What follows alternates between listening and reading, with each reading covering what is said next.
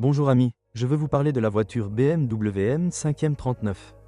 Le tournant des 20e et 21e siècles est considéré par beaucoup comme la période de l'industrie automobile où les dernières voitures vraiment décentes ont été créées. Les fans de nombreuses marques le confirmeront certainement, et vous pouvez dire la même chose des limousines sportives. La BMW M5 M39 en est un bon exemple, il n'y aura plus jamais de voiture comme celle-ci. Et surtout, aujourd'hui, ce modèle peut être acheté pour un prix tout à fait raisonnable. Porsche est dans sa catégorie.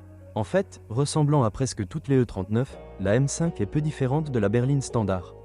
La carrosserie est renforcée, la suspension est réglée complètement différemment, le système de freinage est beaucoup plus efficace. Si la voiture n'était pas une berline 4 portes haut de gamme, elle pourrait tout aussi bien être qualifiée de pure voiture de sport.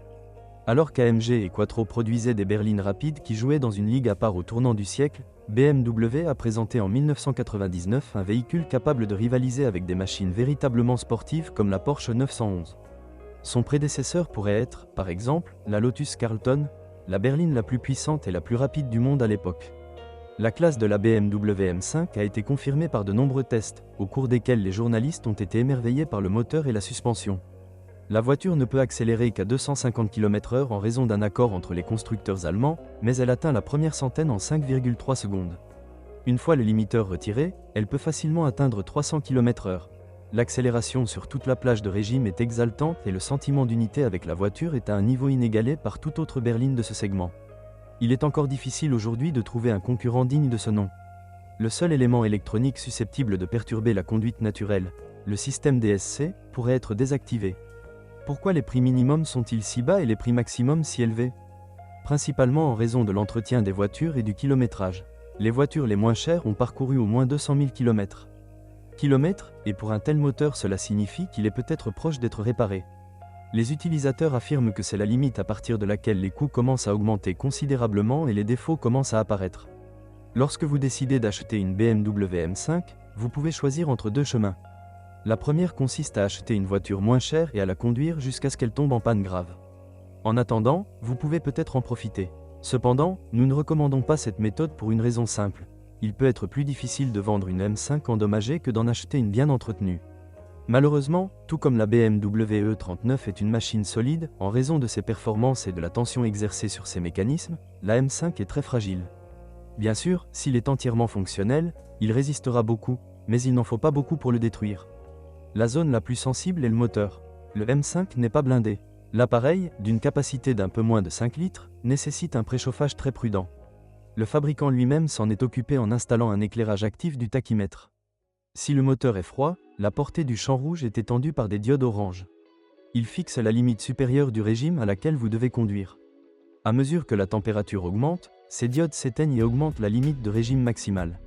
Dans l'ensemble, la chaleur est l'un des sujets les plus importants pour les propriétaires de M5. Il existe des cas connus de surchauffe de l'unité d'entraînement due même à une défaillance insignifiante du système de refroidissement. Un ventilateur défectueux ou un radiateur qui fuit peuvent être mortels. Une révision générale du moteur est une option, mais elle est très coûteuse. Vous ne pouvez pas simplement acheter une tête d'occasion ou broyer le bloc. Ces éléments sont remplacés par de nouveaux. Le deuxième sujet est le système de distribution variable des soupapes Vanos, qui n'est probablement pas connu pour sa durabilité supérieure à la moyenne dans aucune BMW, contrairement au VTEC de Honda. Comment reconnaître les premiers problèmes? Après un bruit sourd caractéristique entendu depuis le haut du moteur. Un léger bruit de cognement sur un moteur froid est toujours quelque chose qui peut être considéré comme normal, mais s'il est fort et ne disparaît pas, tôt ou tard, vous devrez vous rendre au service. La chaîne de distribution émet également des bruits similaires. Théoriquement, elle est très résistante, mais si le moteur n'a pas été soigneusement réchauffé, la chaîne peut s'étirer considérablement. Quoi qu'il en soit, le remplacement de l'un ou de l'autre coûtera des centaines de dollars. Les pièces d'origine coûtent 5 chiffres, mais ce ne sont pas les seuls monstres que l'on peut retrouver dans la BMW M5. L'électronique de ce modèle a tendance à mal fonctionner, même si cela n'est pas particulièrement pénalisant pour le portefeuille si vous trouvez un bon atelier spécialisé dans les voitures de cette marque. Les erreurs indiquées sur le tableau de bord et les pannes de capteurs, de soupapes, de papillons des gaz, de moteurs pas à pas, etc., sont la norme. Il est impératif de garder un œil sur le niveau d'huile. Si vous achetez une voiture qui possède un minimum de cet élément, nous avons de mauvaises nouvelles. L'unité d'entraînement est peut-être déjà usée. Il peut consommer 1 litre aux 1000 km en conduite intensive et ce n'est pas un signe d'usure. Si un propriétaire ne vérifie pas l'huile au moins une fois par mois, il ne prend tout simplement pas soin de sa voiture. À moins que vous ne conduisiez principalement en ville et que vous ne parcouriez que de courts kilomètres. Vous n'avez pas à vous soucier beaucoup de la suspension et du système de freinage. Il convient toutefois de penser à maintenir ces zones en parfait état de fonctionnement. La suspension peut être achetée à partir de pièces de rechange, mais nous ne recommandons que des entreprises réputées. Heureusement, il n'y a pas de technique particulièrement compliquée à mettre en œuvre. Oui, c'est une voiture conçue pour la conduite quotidienne. Une finition et un équipement de qualité ainsi qu'un confort de conduite très correct y contribuent. Cependant, une utilisation douce ne signifie pas des coûts faibles.